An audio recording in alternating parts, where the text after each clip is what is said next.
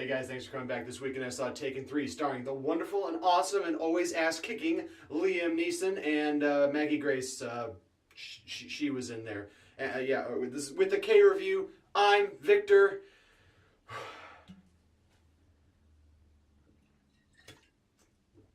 Let's do this. With a K review!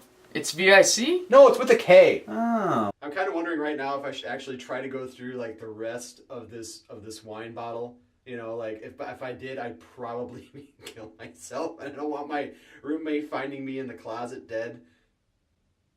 That sounded weird. So at the time of recording this review, I did find out that this movie Taken 3 has actually won the box office for this weekend at about $40 million. And Selma, I think, has barely even made like $20 million. So I understand where our priorities lie for movies. But anyway, so Taken 3 is directed by Oliver Megaton again, and it stars Liam Neeson and Maggie Grace, and of course Famke Janssen as his wife. And I saw the trailer for this movie, and I was really thinking, is this going to really be it? Are they really going to show the major part of the movie in the trailer? And usually Hollywood does, well, they do it all the time. Yes, they do. Now that I think about it, in Amazing Spider-Man 2, they actually did put a major spoiler in the trailer that was like the one part in the movie where you realized it was part of the trailer and it actually told you how the movie ended. I won't spoil it now, but it was dumb. And unfortunately, this movie does do a lot of stupid things as well. And I don't want to really like go through and just kind of rag on this movie, because every other reviewer out there is doing that. Every review that has started out with this movie has just gone and just I don't know what this action is, but that's what they're doing. And the one thing that I want to say to you guys is that if you expect that Taken 3, sort of like The Hangover 3, was really going to be any different than the previous one, you know, we're all living in a fantasy land. But the thing is that this movie has some interesting points to it. It does have some decent action, but the one thing that really kind of bothered me throughout the entire movie, and I'm not going to rag on it, is the magical unicorn effect.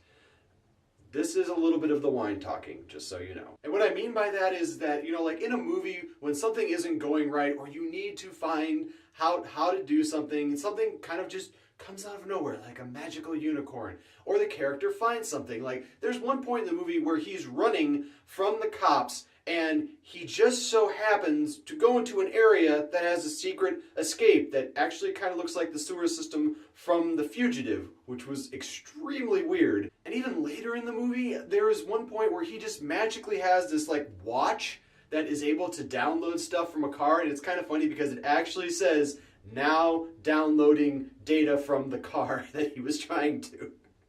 So I guess if I really want to talk about any of the good aspects of this movie, I thought it was directed slightly better than Taken 2. I thought some of the action was okay. There was one point during a run scene where there was so much cutting in between the characters.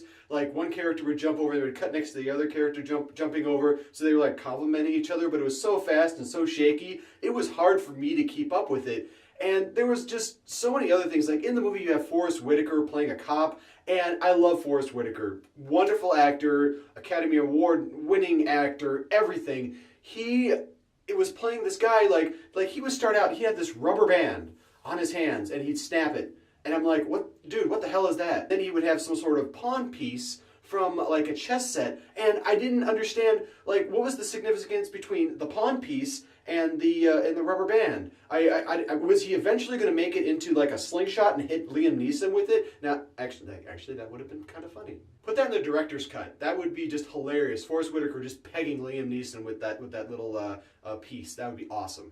So I guess what I can really say about this movie is that it is not the world's greatest movie. It is not the world's worst movie. I'm pretty sure I'm going to see something this year that is going to be worse than Taken 3. So if you want to go see this movie, I would say if you've seen the first two, this one is better than the second one. I would say go see this one like at a $5 price at the cheapest theater that you can see. When it comes out on video or Blu-ray or DVD, whatever, I would just say see it on your Netflix. That's it. I would say put that in like a top 25, and you can, you know, just get a bottle here. Just you don't have to drink the whole thing, but just get a bottle, take a swig, and you have a good time. Because honestly, let me put this down. Because honestly, this movie was just kind of dumb. I enjoyed it a little bit, so I think I'm just going to give it the 1.5K review. And the 0.5 is really because Liam Neeson is a really decent actor. And you know what, guys? Never forget, if you don't like what you're watching, you can always turn it off. But thanks for coming back and seeing me. Really got to remember to have this in my hands when I do the stuff. Lightweight with the wine, guys. See ya.